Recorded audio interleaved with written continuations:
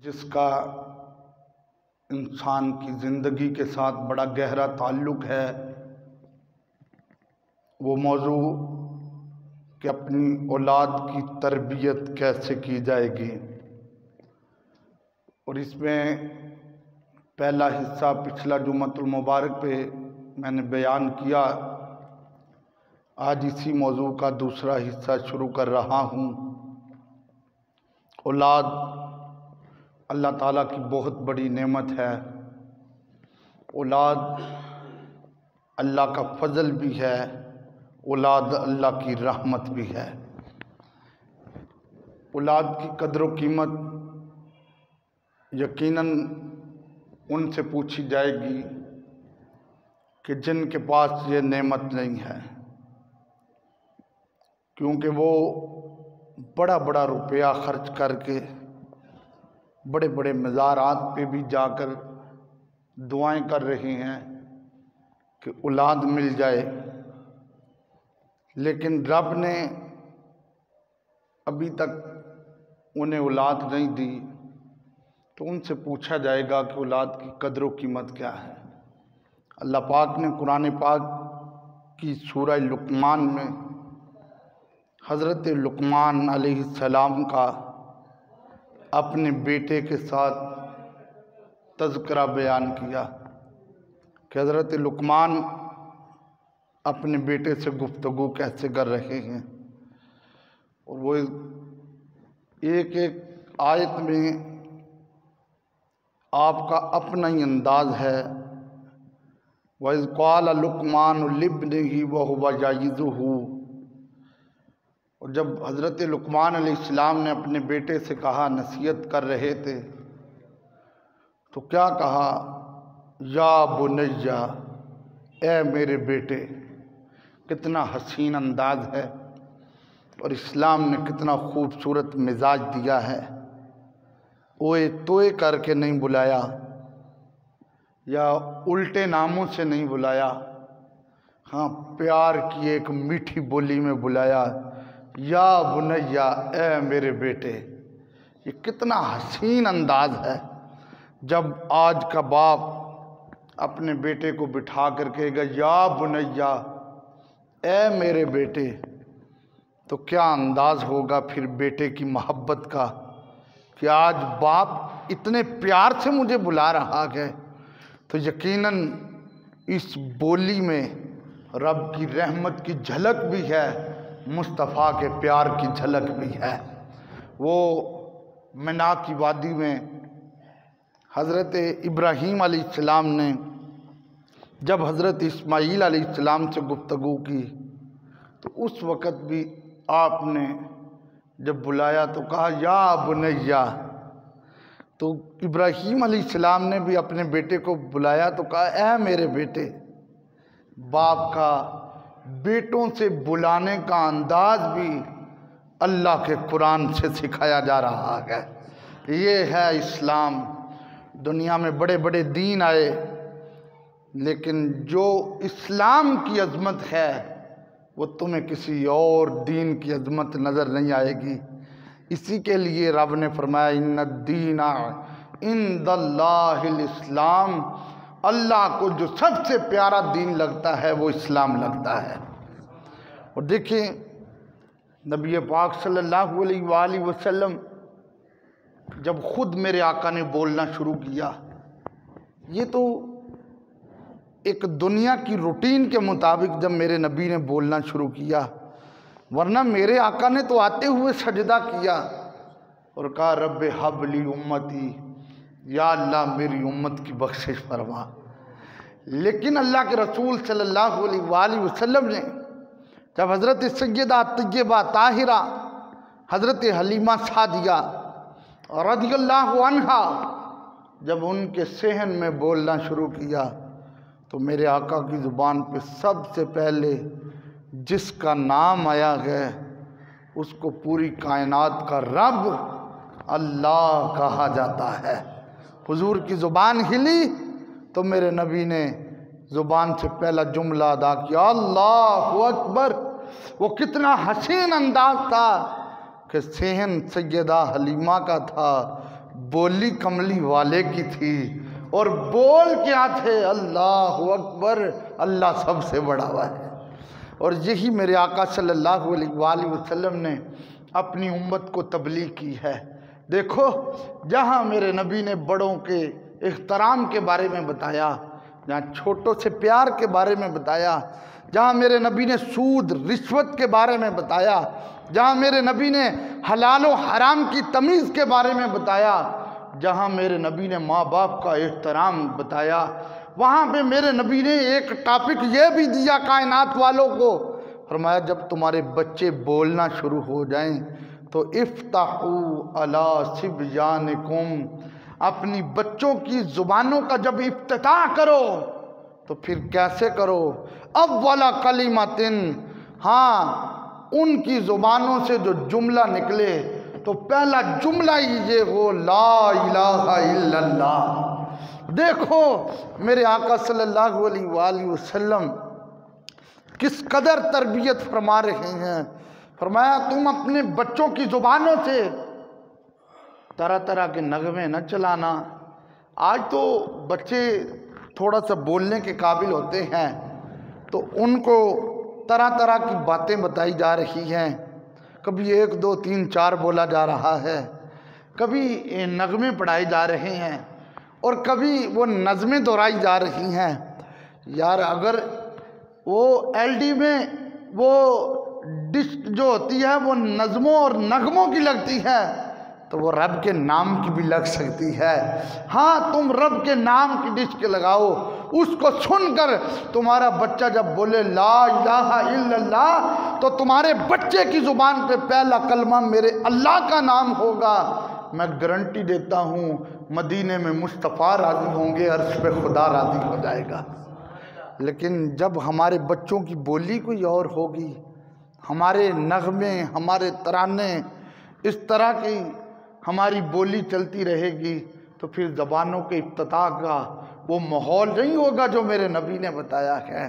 ہاں میرے نبی تو فرماتے ہیں بچہ جب بولنے کے قابل ہو تو کوشش کرو کہ اس کی زبان پہ پہلا جملہ اللہ اکبر کا آئے، پہلا جملہ اللہ اکبر کا آئے۔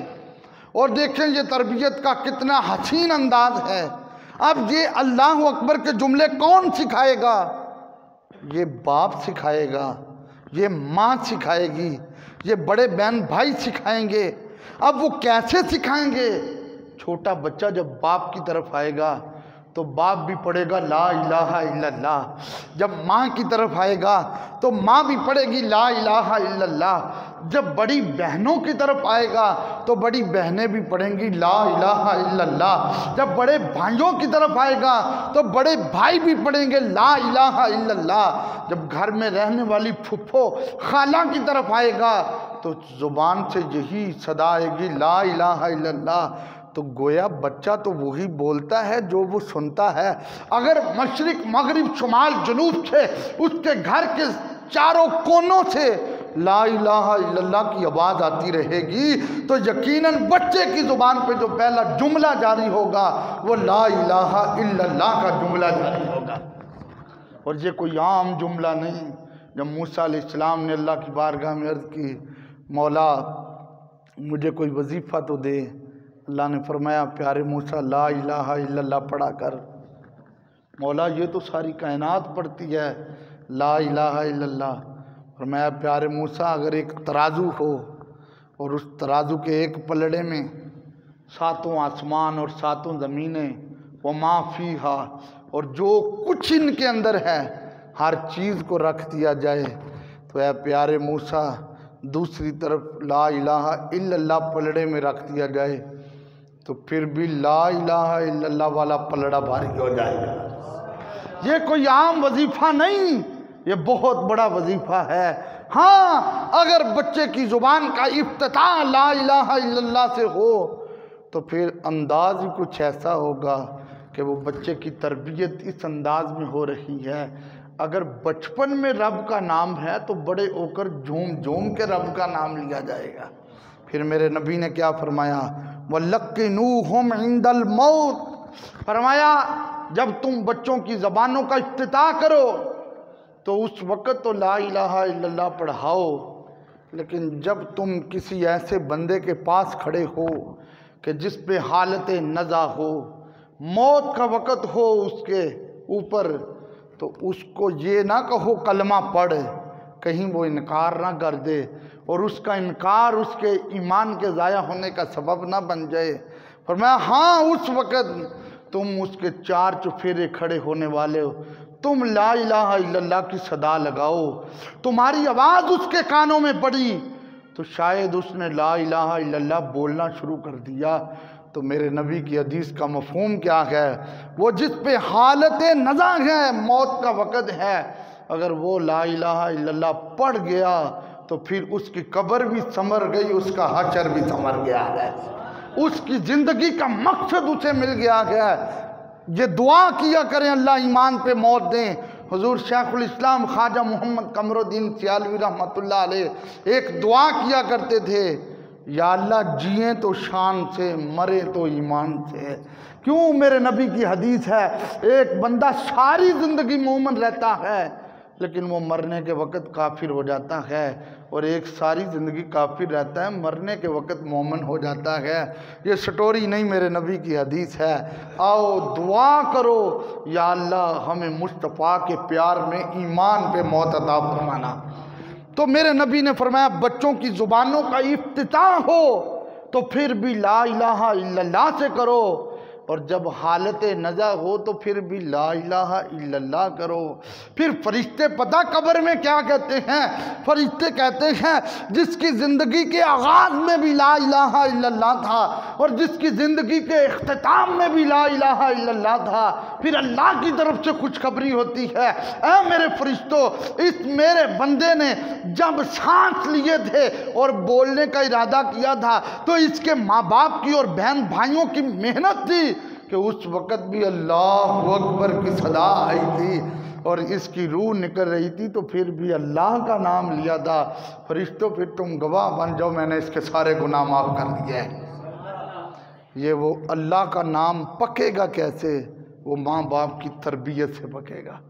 اولاد کی تربیت کا آج میرا دوسرا پارٹ ہے، وہ کیا کہ میرے نبی نے فرمایا بچوں کی تربیت کرو۔ کیسے تربیت کرنی ہے؟ آؤ حدیث سنیں، لطف آئے گا۔ حضرت سیدنا جابر رضی اللہ تعالیٰ عنہ فرماتے ہیں سرکار تشریف فرما تھے صحابہ کے جرمنٹ میں، اور میرے نبی جب صحابہ میں بیٹھے ہوتے تھے تو یوں لگتا تھا جیسے ستاروں میں چاند چمک رہا ہے۔ میرے مصطفیٰ کریم صلی اللہ علیہ وآلہ وسلم کبھی بھی صحابہ کے اندر اونچی جگہ پہ نہیں بیٹھتے تھے۔ ہاں اگر اونچا بیٹھتے تھے تو وہ صرف جمعۃ المبارک کے لیے، خطبے کے لیے بیٹھتے تھے، ورنہ میرے نبی تو صحابہ کے اندر بیٹھ کر صحابہ کو اپنا نور دیا کرتے تھے۔ حضرت جابر کہتے ہیں سرکار بیٹھے ہوئے تو ایک آدمی آ گیا، اس آدمی نے آ کر حضور کی بارگاہ میں عرض کی ان لی مالم و ولدا، آقا میرے پاس مال بھی ہے اور میرے پاس اولاد بھی ہے۔ دیکھو اس کا انداز کیا ہے، آقا میرے پاس مال بھی ہے اور میرے پاس اولاد بھی ہے، آقا اب میرے لیے مسئلہ یہ ہے وَأَنَّ أَبِي يُرِيدُ أَن يَحْتَاجَ مَالِي، میرا باپ کہتا ہے مجھے سارا مال دے دو۔ آقا اب میرے لیے مسئلہ کیا ہے، مجھے بتائیں نا ذرا کہ میں کیا کروں؟ تو میرے لجپال آقا صلی اللہ علیہ وآلہ وسلم نے باپ بیٹا دونوں کو اکٹھا کیا اور اکٹھا کر کے اللہ کے رسول صلی اللہ علیہ وآلہ وسلم نے فرمایا اے بیٹے یہ باپ تجھ سے تیرا مال لینا چاہتا ہے؟ عرض کیا آقا یہ مجھ سے مال لیتا ہے۔ فرمایا سن انتا و مالکا لابیکا، تو بھی اپنے باپ کا ہے اور تیرا مال بھی اپنے باپ کا ہے۔ دیکھو یہ میرے نبی کا جملہ کتنا عظیم تھا۔ فرمایا جب تو اپنے باپ کا ہے تو پھر تیری ہر شے ہی تیرے باپ کی ہے۔ ہاں اس میں میرے نبی کی تربیت کا انداز ایک الگ تھا۔ تیرے باپ کو خیال کرنا چاہیے کیا کہ وہ تیرے بیٹوں کا خیال رکھے کہ اس کے بیٹے ہیں، اس کی اولاد ہے، اس مال سے اس نے اپنے بچوں کی بھی پرورش کر رہی ہے، اپنی اولاد کی بھی پرورش کر رہی ہے، لیکن میرے آقا صلی اللہ علیہ وآلہ وسلم نے فرمایا سن، یہ اس کی ذمہ داری ہے وہ خیال رکھے، لیکن انت و مالک لابیک، تو بھی اپنے باپ کا ہے، تیرا مال بھی تیرے باپ کا ہے۔ اور جب ہم نے چھوٹی عمر میں، یہ کون سی عمر، حضرت مولا علی شیر خدا رضی اللہ تعالیٰ عنہ فرماتے ہیں وہ بچوں کی 15 سال سے 20 سال کی عمر ایسی ہوتی ہے کہ ان کو تربیت کے اس انداز میں ڈھالو کہ ان کو مصطفیٰ کی شریعت کا بھی پتہ چلے، ان کو اصحاب رسول کی مصطفیٰ سے محبت کا بھی پتہ چلے، ان کو آل رسول کی قربانیوں کا بھی پتہ چلے، انہیں پتہ چل جائے ماں کا احترام کیسے کرنا ہے، باپ کی عزت کیسے کرنی ہے، بڑوں کے ساتھ کیسے سلوک کرنا ہے، چھوٹوں کے ساتھ کیسے کرنا ہے۔ پھر بڑے ہو کر تمہیں پریشانی کا سامنا نہیں کرنا پڑے گا۔ ہاں موقع وہ بھی آئے گا جب باپ نے تربیت کی ہوگی تو پھر باپ بیٹے سے کہے گا مجھے مال کی ضرورت ہے، تو بیٹا کہے گا ابا یہ سارا تیرا ہی تو ہے، یہ تیری دعاؤں کا صلہ ہے جو اللہ نے میرا کاروبار چلایا ہوا ہے۔ تو یہ ہے تربیت کا اثر۔ آؤ میرے نبی کی حدیث کیا ہے اور آج ہم اپنے باپوں کے ساتھ کیا سلوک کرتے ہیں، سنو توجہ سے، میرے نبی کیا فرما رہے ہیں۔ قال رسول اللہ صلی اللہ علیہ وسلم، حضرت عبداللہ بن عمر رضی اللہ تعالیٰ عنہما فرماتے ہیں اللہ کے رسول نے فرمایا برو آباءکم تبرکم ابناؤکم۔ بڑے واضح جملے ہیں، میرے نبی فرما رہے ہیں کیا، میرے آقا صلی اللہ علیہ وآلہ وسلم نے فرمایا تم اپنے ماں باپ کے ساتھ اچھا سلوک کرو، تمہارے بیٹے تمہارے ساتھ اچھا سلوک کریں گے۔ جب تم اپنے بیٹوں کے سامنے اپنے باپ سے بدتمیزی نہیں کرو گے، جب تم اپنی اولاد کے سامنے اپنے باپ کے ساتھ دھیمے انداز میں بولو گے تو بیٹا بھی سمجھے گا میں نے اپنے بابا کو دیکھا تھا وہ اپنے بابا سے بولتے تھے تو وہ دھیمے انداز میں بولتے تھے، لہٰذا مجھے بھی اسی انداز میں بولنا ہے جس انداز میں میرا بابا اپنے بابا کا احترام کیا کرتا تھا۔ یہ تربیت کس نے سکھائی ہے؟ یہ مدینے والے رسول نے سکھائی ہے، یہ میرے آقا صلی اللہ علیہ وآلہ وسلم نے سکھائی ہے۔ وہ مشہور بات ہے کہ ایک بیٹا اپنے باپ کو ہاتھوں پہ اٹھا کر گیا، دریا کے کنارے کھڑا ہوا تو بیٹا باپ کو پھینکنے لگا، تو باپ سے تنگ آ گیا وہ، لیکن باپ اس کو کہنے لگا بیٹا مجھے یہاں پہ نہ پھینکنا۔ بیٹا کہنے لگا ابا تو نے سارے رستے میں بات تو کوئی نہیں کی، لیکن اب تو نے کہہ دیا مجھے یہاں پہ نہ پھینکنا، اس کی وجہ کیا ہے؟ فرمایا بیٹا اس کی وجہ یہ ہے کہ میں نے اپنے باپ کو اسی جگہ پہ آ کر پھینکا تھا، آج تو مجھے اسی جگہ پہ پھینک رہا ہے، مجھے اسی جگہ پہ نہ پھینکنا اور کسی جگہ پہ پھینک دینا۔ اس جملے نے بیٹے کے دل کی دنیا کو بدل کے رکھ دیا۔ وہ بیٹا بول کے کہنے لگا اگر تم نے کل اپنے باپ کے ساتھ ایسا کیا گیا، آج اگر میں تمہارے ساتھ ایسا کروں گا تو کل میرے بچے بھی میرے ساتھ ایسا کریں گے۔ وہ باپ کو گھر لے کر آیا، پیشانی کو تکتا رہا۔ مصطفیٰ نے فرمایا رضا ربی فی رضا الوالدی، جس کا باپ راضی ہے عرش کا خدا راضی ہے۔ تو گویا ایک جملے نے بیٹے کی کتنی تربیت کی، یار ایک جملہ اتنی تربیت کر دیتا ہے۔ وہ مثنوی شریف میں مولانا روم رحمۃ اللہ علیہ لکھتے ہیں ایک بیٹا اپنے باپ سے تنگ آ گیا۔ ہاں کچھ لوگ ایسے بھی ہوتے ہیں کہ جن کی بیویاں بوڑھوں سے تنگ آ جاتی ہیں تو وہ ان کے کہنے پہ پھر ان کو طرح طرح کے مکانوں میں رکھنا پڑتا ہے۔ تو وہ مثنوی شریف میں مولانا روم لکھتے ہیں کہ اس بیٹے نے اپنے باپ کو لیا اور ایک کمبل بھی ساتھ لے لیا، وہ اس کا چھوٹا بیٹا بھی اس کے ساتھ چل پڑا، آئے تو روڈ کے ایک کنارے پہ باپ کو بٹھا کے وہ چلنے لگا۔ تو وہ جو بچہ ساتھ تھا اس بچے نے کہا بابا کمبل کے 2 ٹکڑے کر لیں. کہا کیوں؟ کہا اس لیے کہ آج آپ اپنے باپ کو چھوڑنے آئے ہیں تو کل آپ نے بھی تو بڑا ہونا ہے، میں بھی تو آپ کو چھوڑنے آؤں گا. بس یہ جملے تھے جس جملے نے اتنا جھنجھوڑ کے رکھ دیا کہ اس باپ نے توبہ کی اور اپنے باپ کو لے کر چلا اور گھر میں آ کر اس نے اپنے باپ کو بٹھایا. تو گویا مصطفیٰ کی حدیث تھی الوالد اوسط ابواب الجنہ، فرمایا تمہارا باپ جنت کا مرکزی دروازہ ہے، اب تمہاری مرضی ہے اس دروازے کو ضائع کر دو یا اس دروازے کو سنبھال کے رکھ لو. اور دیکھو اگر ایک حویلی ہو اور اس حویلی کے 12 دروازے بھی ہوں، لیکن جو مین گیٹ ہوتا ہے ہر بندے کی کوشش ہوتی ہے جو پروٹوکول مین گیٹ سے ہے مجھے وہ پروٹوکول مل جائے. لیکن سنو اور سمجھو کہ قیامت والے دن جنت کے ہر دروازے سے گزرنے کا اپنا مزہ ہوگا، لیکن جو پروٹوکول مرکزی گیٹ کا ہوگا وہ بقیہ دروازوں کا نہیں ہوگا. ہاں حدیثوں میں موجود ہے فرشتے کھڑے ہوں گے سلامیاں پیش کر رہے ہوں گے، لیکن جو مرکزی دروازے کا پروٹوکول ہوگا وہ ایک اعلیٰ پروٹوکول ہوگا اور ملے گا ان کو جنہوں نے زندگی میں اپنے باپ کو راضی کیا ہوگا.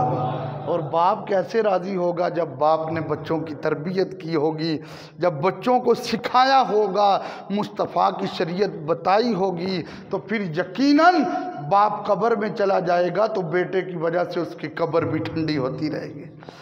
میرے آقا صلی اللہ علیہ وآلہ وسلم کی حدیث پاک سنیں. میرے لجپال آقا صلی اللہ علیہ وآلہ وسلم فرماتے ہیں، حدیث سنیں، وہ باپ اپنی قسمت میں ناز کریں جن کو بیٹوں کی تربیت کا موقع مل جاتا ہے. میرے نبی نے فرمایا رحم اللہ والدن اعاق ولدہ علی برہ. یا اللہ اس باپ پر اس ماں پر رحمت نازل فرما جو ماں باپ اپنے بچوں کی تربیت کرتے رہتے ہیں. گویا میرے نبی نے دعا کی، یار ایک دعا آپ کرتے ہیں، ایک دعا میں کرتا ہوں، ایک دعا زید عمر بکر کوئی کرتا ہے، لیکن ہماری دعائیں اور ہیں، کملی والے آقا کی دعا اور ہے. بارش نہیں پڑ رہی تھی، میرے نبی نے دعا کی، ابھی تو ہاتھ چہرے پہ نہیں آئے تھے، آسمان سے رب کی رحمتوں کا نزول ہو گیا تھا. محبت نہ لاکھو سارے سبحان اللہ. میرے نبی کی دعا کا تو اثر یہ ہے، میرے لجپال کے پاس حضرت ابو ہریرہ آئے، عرض کیا آقا میری ماں کے لیے دعا کریں اس کے دل میں تیرے پیار کا پودا لگ جائے. میرے نبی نے دعا کی، حضرت ابو ہریرہ نے گھر کی طرف دوڑنا شروع کر دیا. لوگ کہنے لگے ابو ہریرہ دوڑ کیوں رہا گیا؟ کہا دیکھتا ہوں پہلے گھر میں پہنچتا ہوں جہاں میرے نبی کی دعا پہنچتی ہے. گھر گئے تو گھر کے اندر سے پانی نکل رہا تھا، گویا پانی کو دیکھ کر دل کو تسلی مل گئی، ماں میری غسل کر رہی ہے. دروازے پہ دستک دی، ماں نے دروازہ کھولا تو پہلا جملہ یہ تھا لا الہ الا اللہ. مل کے پڑھیے حق لا الہ الا اللہ محمد رسول اللہ. تو میرے نبی نے دعا کی، یا اللہ جو والدین اپنے بیٹوں کو فرما برداری کی طرف لگاتے ہیں، اپنے بیٹوں کو قرآن سکھاتے ہیں، اپنے بیٹے کو نبی کا فرمان سکھاتے ہیں، اپنے بیٹوں کو صحابہ کی محبت سکھاتے ہیں، اپنے بیٹوں کو آل رسول کا پیار سکھاتے ہیں، اپنے بچوں کو بڑوں کا احترام سکھاتے ہیں، اپنے بیٹوں کو حلال سے بچاتے ہیں، حلال کھلاتے ہیں، حرام سے بچاتے ہیں، اپنے بیٹوں کی تربیت کرتے ہیں.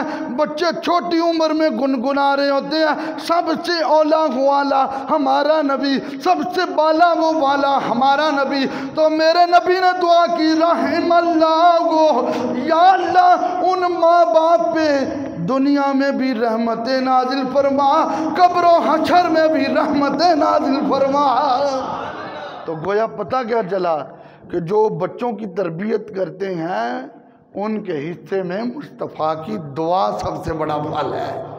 حضرت عبداللہ بن مبارک فرماتے ہیں جا رجل الی عبداللہ بن مبارک، عبداللہ بن مبارک کے پاس ایک آدمی آ گیا، اور پتہ ہے عبداللہ بن مبارک کون ہے؟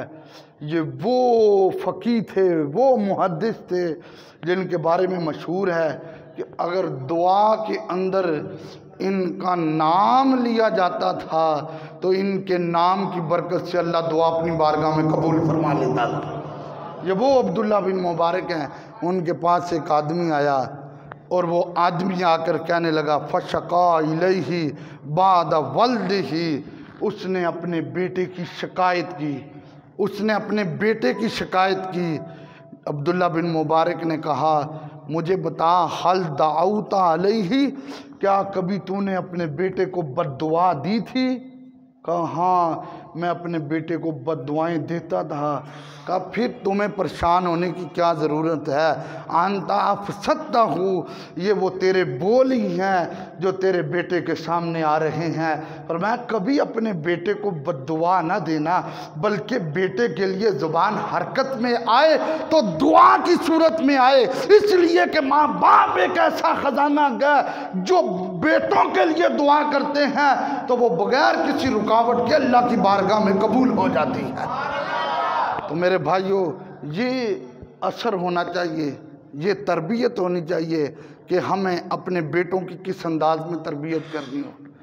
آج اگر ایک آدمی کے 5 بیٹے ہیں مثال کے طور پہ، تو وہ بڑے کے ساتھ سب سے زیادہ پیار کرے گا، باقی 4 کو پھر جیسے جیسے وہ ان کا جو مرتبہ کم ہوتا جائے گا، یعنی یہ دوسرا ہے، یہ تیسرا ہے، یہ چوتھا ہے، تو پیار بھی کم ہوتا جائے گا۔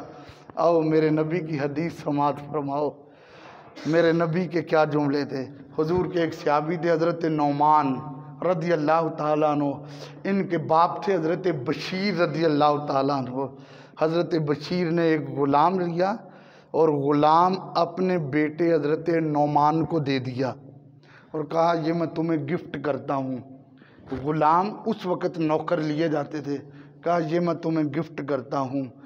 اس نعمان کی والدہ نے دیکھ لیا، اس نے کہا بیٹا گفٹ اس وقت قبول کرنا جب مصطفیٰ تیرے گفٹ پہ گواہ بن جائیں گے۔ دیکھو ماؤں کی تربیت کیا تھی، بڑی مزے والی بات ہے۔ حضرت نعمان کہتے ہیں میں نے اپنے ابا کو کہا ابا جی آپ نے گفٹ دیا ہے تو سارا آنکھوں پہ، لیکن امی کہہ رہی ہے گفٹ اس وقت قبول کرنا ہے جب اس گفٹ پہ گواہی مصطفیٰ کی ہوگی۔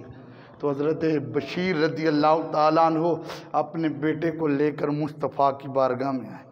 یار یہ دونوں صحابی رسول، دونوں باپ بیٹا تیرے میرے نبی کی بارگاہ میں آئے۔ حضرت بشیر رضی اللہ تعالیٰ عنہ نے کہا آقا میں نے اپنے بیٹے نعمان کو ایک نوکر دیا گیا ہے، آقا یہ نوکر اس کو گفٹ دیا گیا ہے۔ اس کی امی کہہ رہی ہے گفٹ تب قبول ہوگا جب آپ گواہی دیں گے اس گفٹ کے اوپر کہ واقعی اس کے باپ نے اپنے بیٹے کو گفٹ دیا گیا۔ اور سنا میرے نبی کی حدیث پاک، میرے لجپال نے فرمایا تم نے اپنے بیٹے کو کیا گفٹ دیا گیا؟ لجپال میں نے ایک نوکر گفٹ کیا گیا۔ میرے نبی نے فرمایا تیرے جتنے بچے ہیں تمام بچوں کو تو نے ایک ایک غلام گفٹ کیا ہے کہ نہیں؟ عرض کیا لجپال نہیں، میں نے تو ایک بچے کو ہی غلام گفٹ کیا ہے۔ تیرے میرے نبی نے جو جملے کہے وہ آج کے لوگوں کو جھنجھوڑ رہے گا۔ میرے نبی نے فرمایا او بشیر سن لے، اس ظلم کے اوپر میں کبھی بھی گواہی نہیں دوں گا۔ ہاں تیرے 5 بچے ہیں تو 5 بچوں کے ساتھ ایک جیسا سلوک کر، مدینے میں مصطفیٰ راضی ہو جائیں گے، عرش پہ خدا راضی ہو جائے گا۔ اور ساتھ میرے نبی کے جملے کیا تھے؟ تیرے میرے نبی نے فرمایا اگر تو چاہتا ہے تیرے ساتھ سارے تیرے بیٹے ایک جیسا سلوک کریں تو تو بھی بچوں کے ساتھ ایک جیسا سلوک کر۔ جو بڑا تیری نظر میں ہے وہی چھوٹا تیری نظر میں ہو، جو چھوٹا تیری نظر میں ہے وہی اس سے چھوٹا تیری نظر میں ہو۔ اس لیے تیری نظر میں سب کا برابر احترام ہوگا۔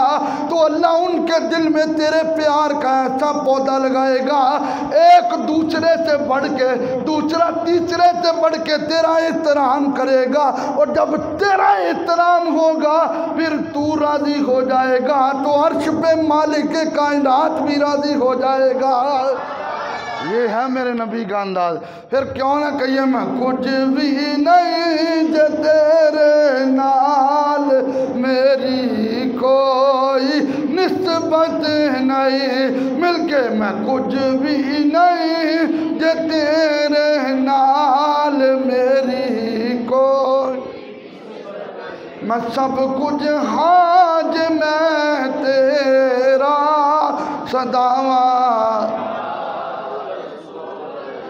ہاں، اولاد کی تربیت میں ایک چیز یہ بھی ہے، میرے نبی جب اپنے مسند پہ بیٹھتے تھے، حضرت سیدہ فاطمہ زہرا خاتون جنت آ جاتی تھی، میرے نبی اپنی جگہ پہ کھڑے ہو جاتے تھے، میرے مصطفیٰ کریم فاطمہ کی پیشانی کو بوسہ دیتے تھے۔ اور سنا اولاد کی تربیت کیسے کرنی ہے؟ آج بیٹیاں گھر میں آ جائیں، باپ کے ماتھے کے تیور بدل جائیں تو یہ میرے نبی کی تربیت کا انداز نہیں تھا۔ ہاں، بیٹیاں گھر میں آ جائیں، کھڑے ہو کر بیٹیوں کو پروٹوکول دے لینا، تو باپ ہے، تو کھڑا ہوگا، مصطفیٰ کی سنت ادا ہوگی، مصطفیٰ بھی راضی ہو جائیں گے، خدا بھی راضی ہو جائے گا۔ میرے نبی نے حضرت سیدہ خاتون جنت کی پیشانی پہ بوسہ دیا، انہوں نے مصطفیٰ کریم کے ہاتھوں کو چوما۔ تربیت کا انداز دیکھ یار، آج باپ کی زمین پڑی ہو، 2 بیٹے ہوں یا 3 بیٹے ہوں اور 3 ہی بیٹیاں ہوں، تو بیٹیوں کو بھائی بھی کہنے والے ہوتے ہیں، اپنا حصہ چھوڑ دے، اور بعد باپ بھی کہنے والے ہوتے ہیں، اپنا حصہ چھوڑ دے، بیٹیوں کا حق مارا جاتا ہے۔ لیکن میرے نبی کی تربیت دیکھ، جو نبی فاطمہ کی پیشانی کو ہر بار چومتے تھے، ان کے دل میں بیٹیوں کا کتنا احترام تھا۔ اور تیری بیٹی آ جائے، کھڑے ہو کر احترام کر لینا، اس لیے کہ میرا نبی اپنی بیٹی کے لیے کھڑا ہوتا تھا، تو نے اس کو چوما، تیری بیٹی نے تیرے ہاتھوں کو چوما، تربیت بھی ہو جائے گی، کملی والے کی سنت بھی ادا ہو جائے گی۔ ہاں ہاں، یہی انداز حضرت برا بن عازب فرماتے ہیں، بات سنیں، یہ ابو داؤد شریف میرے پاس موجود ہے، سیاہ کی کتاب ہے۔ حضرت برا کہتے ہیں ایک غزوہ ہوا، میں جناب صدیق اکبر کے ساتھ اس غزوے سے واپس آیا، فرماتے ہیں دروازے پہ دستک دی، حضرت صدیق اکبر اندر چلے گئے، میں ابھی ان کے ساتھ چلا گیا، حضرت سیدہ ام المومنین عائشہ صدیقہ رضی اللہ تعالی عنہا، یہ جناب ابو بکر کی بیٹی تھی، ان کو بخار ہوا تھا، سونے حضرت صدیق اکبر نے بیٹی کے ساتھ انداز کیسا کیا، اور بیٹیوں کو بوجھ نہ سمجھا کرو، بیٹیاں رب کی رحمت ہوتی ہیں۔ تربیت میرے مصطفیٰ کی کچہری سے ہوئی تھی۔ حضرت صدیق اکبر نے حضرت عائشہ سے کہا بیٹی کیا ہوا گیا؟ عرض کیا بابا مجھے بخار ہوا گیا۔ حضرت برا کہتے ہیں حضرت صدیق اکبر نے اپنی بیٹی کی پیشانی کو چومنا شروع کر دیا، سر پہ بوسے لینے شروع کر دیے، چومتے رہے اور چوم کر دعا کرتے رہے، یا اللہ یہ میری بیٹی ہے، اس کو شفا عطا فرما۔ فرماتے ہیں میں نے تربیت کا ایسا انداز دیکھا، میں نے کہا صدیق اکبر، عرض کیا جی، میں نے کہا آج تو کملی والے کی سنت ادا ہو گئی ہے۔ کہنے لگے وہ کیسے؟ میں نے کہا مصطفیٰ بھی فاطمہ کی پیشانی چومتے تھے، اس لیے کہ فاطمہ مصطفیٰ کی بیٹی تھی، آپ نے عائشہ کی پیشانی چومی اس لیے کہ عائشہ صدیق اکبر کی بیٹی تھی۔ یہ ہے میرے لجپال آقا صلی اللہ علیہ وآلہ وسلم کی تربیت، یہ انداز تھا۔ گویا میرے نبی نے بتا دیا اپنی اولاد کی تربیت کرو، ادھر بھی رونقیں ادھر بھی رونقیں۔ مدینہ شریف میں بنو امیہ کا ایک قبیلہ رہتا تھا، آپ سارے توجہ سے سنیں اور یہ میری بات گھر جا کے سنائیں۔ مدینہ شریف میں بنو امیہ کا ایک قبیلہ رہتا تھا. وہاں ایک شخصیت تھی جس کو حضرت فروغ کہا جاتا تھا رحمت اللہ علیہ. حضرت فروغ کیونکہ وہ جنگوں کا سلسلہ تھا، حضرت فروغ نے جنگ کی تیاری کی. ان کی بیوی حاملہ تھی. جنگ کی تیاری کے لیے گئے تو بیوی کو 30,000 دینار دے کر گئے. کہا میں واپس آ گیا تو پھر بات ہوگی. بیوی حاملہ تھی. بیوی کو اللہ نے بیٹا دیا. وہ بیٹا جو ہے وہ پروان چڑھنے لگا. وہ عورت پاکستان کی نہیں، وہ میرے نبی کے شہر کی عورت تھی. اس کی تربیت کا کیا انداز تھا. اس نے اپنے بیٹے کو پڑھانا شروع کیا. اتنا پڑھایا اتنا پڑھایا اتنا پڑھایا کہ بیٹا مسجد نبوی کا امام بن گیا. بیٹا مسجد نبوی میں حدیث پڑھانے والا محدث بن گیا. 27 سال کے بعد 27 سال کے بعد حضرت فروغ جب واپس آئے تو آپ نے اپنے دروازے پہ دستک دی تو وہ بیٹا باہر آیا. کیونکہ شریعت کہتی ہے کوئی گھر کا بندہ ہو تو دستک دے کے اندر چلا جائے، اس کو اجازت کی ضرورت نہیں، یعنی باپ ہو، بھائی ہو، بیٹا ہو. تو یہ فروغ اندر جانے لگے. وہ جو محدث تھا جس کی عمر 27 سال تھی، وہ دروازے پہ آ کر کہنے لگا اللہ کے دشمن، تمہیں پردہ داری کا خیال نہیں؟ کس گھر میں گھس رہا ہے؟ تو وہ باپ بول کے کہنے لگا اللہ کے دشمن، تمہیں پردہ داری کا خیال نہیں؟ ایک جوان مرد میرے گھر میں رہ رہا ہے. دونوں ایک دوسرے سے الجھنا شروع ہوئے.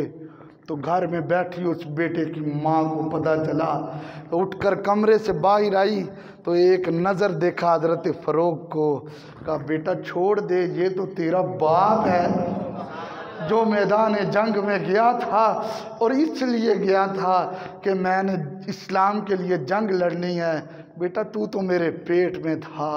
باپ نے جب تسلی سے بیٹھ گیا، پانی شانی پی لیا تو اس نے کہا میں نے تمہیں 30,000 درہم دیے تھے، حساب دو مجھے 30,000 درہم کا، حساب دو. پھر اس نے آگے سے یہ نہیں کہا کہ ٹھہر ذرا میں اپنے بھراواں نوں سد لواں تینوں حساب دینے ہیں. نہیں، تربیت تھی مدینے کی عورت کی. اس نے کہا اچھا میں تمہیں حساب دیتی ہوں. تھوڑی دیر ہوئی تو مدینے کی مسجد نبوی سے اذان کی آواز آئی. یہ فروغ کے بیٹے حضرت ربیہ جو 27 سال عمر کی، یہ ربیہ اٹھ کر چلے گئے کیونکہ ان کے حدیث پڑھانے کا وقت ہو گیا تھا. یہ حدیث پڑھانے کے لیے مسجد نبوی کے ممبر پہ بیٹھے ہوئے تھے. ادھر سے اذان ہوئی تو وہ عورت کہنے لگی اپنے شوہر سے فروغ جاؤ نماز کا وقت ہوا ہے، نماز تو ادا کر کے آؤ. اس نے کہا میرے وہ درہم و دینار کا حساب. کہا تم واپس آؤ حساب بھی کر لیں گے، جاؤ رب کو سجدہ تو کر کے آؤ. جب وہ اصل عورت کے بھیجنے کا مقصد کیا تھا کہ اسے پتہ چلے اس کا پیسہ لگا کہاں پہ ہے، اس نے جب بھیجا وہ حضرت فروغ مسجد نبوی میں داخل ہوئے. مسجد نبوی کے در و دیوار تو پہلے ہی چمکتے تھے. ہمارے اعلیٰ حضرت نے بڑا خوبصورت شعر لکھا ہے. ہمارے اعلیٰ حضرت فرماتے ہیں کہ لوگ کہتے ہیں وہاں سونے کا پانی چڑھا ہوا ہے یا چاندی کی چمک چڑھی ہوئی ہے. فرمایا سنو، اعلیٰ حضرت تو یہ کہتا ہے ہر ایک در و دیوار پہ مہر نے لگائی ہے جبی سائی. نگار مسجد اقدس میں ایک سونے کا پانی ہے. کہا سنو، لوگ کہتے ہیں مسجد نبوی میں سونے کا پانی لگا ہوا ہے. نہیں، سونے کا پانی نہیں، وہ کبھی سورج نیچے آ کے مصطفیٰ کی مسجد نبوی کو چوم کر جاتا ہے اور کبھی چاند نیچے آ کے مصطفیٰ کی مسجد کو چوم کے جاتا ہے. وہ ہمارے اعلیٰ حضرت نے تو یہ خوبصورت جملے دیے. وہ باپ اندر داخل ہوا، بیٹا حدیث کا سبق پڑھا رہا تھا. اس نے کہا من حاضر رجل، یہ بندہ کون ہے کہ جس کے آگے سبق پڑھنے والے حضرت امام مالک بیٹھے ہوئے تھے. وہ امام مالک جنہوں نے پوری زندگی مسجد مدینہ شریف میں کبھی جوتا نہیں پہنا تھا، کبھی سواری پہ سفر نہیں کیا تھا. باپ اندر آیا تو اس نے کہا یہ مرد کون ہے؟ دیکھنے والوں نے کہا وہ جس کے ساتھ کل تیرے دروازے پہ تیرا جھگڑا ہوا تھا اور تو اسے کہہ رہا تھا غیر محرم اور وہ تجھے کہہ رہا تھا غیر محرم، یہ وہی تیرا بچہ ہے ربیہ جو یہاں پہ بیٹھ کے حدیث پڑھا رہا ہے۔ کیونکہ جب حدیث پڑھاتے تھے تو پھر جبہ پہنا ہوتا تھا، دستار سر پہ ہوتی تھی، وہ ایک منصب ہوتا تھا۔ جب اس باپ نے دیکھا تھوڑی دیر کے بعد جماعت کا وقت ہوا تو مصلی میں میرا بیٹا کھڑا ہو کے جماعت کروا رہا ہے، اور سنو تربیت کا کیا انداز ہے۔ جب اس نے دیکھا میرا بیٹا جماعت کروا رہا ہے، وہ واپس نماز پڑھ کے گیا تو بیوی نے پہلا سوال کیا، سنا 30 دینار کا حساب لینا ہے یا ربیہ لینا ہے؟ 30 دینار کا حساب لینا ہے یا ربیہ لینا ہے؟ تو اس کی آنکھوں میں آنسو آ گئے۔ اس نے کہا بتا تو نے وہ رقم لگائی کہاں گیا؟ اس نے کہا تیرا 1 روپیہ بھی میں نے اپنے اوپر نہیں لگایا، میں نے اس تیرے بچے کے اساتذہ کو وظیفہ دے دے کے اس کو اتنا پڑھایا۔ آج دیکھ مسجد نبوی کا منبر ہے، مصطفیٰ کا مصلی ہے، تیرا بیٹا وہاں پہ کھڑا ہو کر تبلیغ کر رہا ہے۔ حضرت فاروق نے کہا مجھے کوئی حساب نہیں چاہیے، مجھے اپنا بیٹا ربیہ ہی چاہیے۔ یہ وہ ماں کی تربیت تھی۔ میرے بھائیوں، آج ماؤں کی تربیت کدھر گزر گئی ہے؟ میرے نبی نے تو فرمایا ہے 40 دن، کتنے؟ بولو سارے، پھر بولیں۔ میرے نبی نے فرمایا 40 دن اگر کسی نے ناخن نہ کاٹے اور 41واں دن ہو گیا تو میرے نبی نے فرمایا لیسا منا، اس کا میرے ساتھ کوئی تعلق نہیں ہے، اس کا میرے ساتھ کوئی تعلق نہیں ہے۔ سیاستہ میں حدیث موجود ہے۔ کب ہم اس پہ عمل کریں گے؟ آج تو ماؤں کے ناخن بھی بڑے ہیں، بیٹیوں کے ناخن بھی بڑے ہیں، بڑے ناخن رکھے جاتے ہیں۔ فیملی میں شادی آ گئی، خاندان میں شادی آ گئی، ارے کوئی شادی تمہارے ناخنوں کے بڑا ہونے سے رکتی یا ہوتی نہیں، اور کوئی شادی چھوٹے ہونے سے بھی رکتی نہیں گا۔ دیکھو میرے نبی کی تربیت، میرے نبی تو پتھر مارنے والوں کو دعائیں دیتے تھے، کانٹے بچھانے والوں کے نیچے چادریں بچھاتے تھے، پشت پہ اوجری رکھنے والوں کو دعا دیتے تھے۔ میرے نبی کی شان دیکھو، اپنے چچا کے قاتل کو معاف کر دیا تھا، لیکن جب باری آئی شریعت کی، فرمایا جس کے 40 دن سے ناخن بڑے ہوں گے اس کا میرے ساتھ کوئی تعلق نہیں ہے۔ تم کون سا کلمہ پڑھتے ہو اور کس چیز کا کلمہ پڑھتے ہو؟ میری بھی بیٹی ہے، آج تک میں نے اپنی بیٹی کے ناخن بڑے نہیں ہونے دیے۔ اس باپ کو شرم اور غیرت کے پانی میں ڈوب کے مر جانا چاہیے کہ جو باپ اپنی بیٹی کو کھلاتا ہو، پہناتا ہو، لیکن مصطفیٰ کی شریعت پہ نہ چلا سکے، اور جاؤ اپنے گھروں میں جمعہ پڑھ کے تو بیٹیوں کے ہاتھ پکڑ کے کہنا مصطفیٰ کا یہ طریقہ نہیں ہے۔ اے میری بیٹی، اگر کملی والے سے پیار لینا ہے ناخن تو کاٹ، راضی میں ہو جاؤں گا، مدینے میں مصطفیٰ بھی راضی ہو جائیں گے۔ یہ ہے میرے نبی کی تربیت۔ اولاد کی تربیت کا آج دوسرا حصہ جمعۃ المبارک میں تھا میرا، اور ٹائم اختتام کی طرف پہنچ رہا ہے۔ پچھلا جمعہ پہلا حصہ تھا، آج دوسرا ہے، اگلا جمعہ تیسرا حصہ ہوگا۔ میرے نبی نے فرمایا جو بغلوں کے بال 40 دن تک نہیں کاٹتا اس کا میرے ساتھ کوئی تعلق نہیں ہے۔ میرے نبی نے فرمایا جو زیر ناف بال 40 دن تک نہیں کاٹتا اس کا میرے ساتھ کوئی تعلق نہیں ہے۔ ہم اپنے بچوں کو کون بتائے گا؟ بتاؤ کون بتائے گا؟ جب تک باپ ان چیزوں کے بارے میں خبر نہیں دے گا تو کون دے گا؟ ہم کہتے ہیں اس کے دوست دے دیں گے، اس کے رشتہ دار دے دیں گے، نہیں، تم کمرے میں بٹھا کے اپنے بیٹے کو بتاؤ۔ ہاں کچھ بچے ایسے، کچھ لڑکے ایسے ہیں کہ ان لڑکوں کے چھوٹی انگلی یا انگوٹھے کے ناخن بڑے ہوتے ہیں۔ میں نے کہا یہ کیا ہے؟ او جی کم کر دیں تو پرزہ کٹنا ہوندا۔ میں نے کہا صحابہ بھی کام کرتے تھے، صحابہ کو بھی پتا تھا کہ کام کیسے کرنا ہے، تجارت وہ بھی کرتے تھے، کھیتی باڑی وہ بھی کرتے تھے۔ ارے آج تو چھوٹے چھوٹے آلے آ چکے ہیں۔ آؤ اپنے بچوں کی تربیت کرو۔ خدا کی قسم اگر بچوں کو مصطفیٰ کا دین سکھاؤ گے تم قبر میں بھی اتر جاؤ گے تو تمہاری بولی سے تمہاری قبر جنت کا باغ بنتی جائے گی۔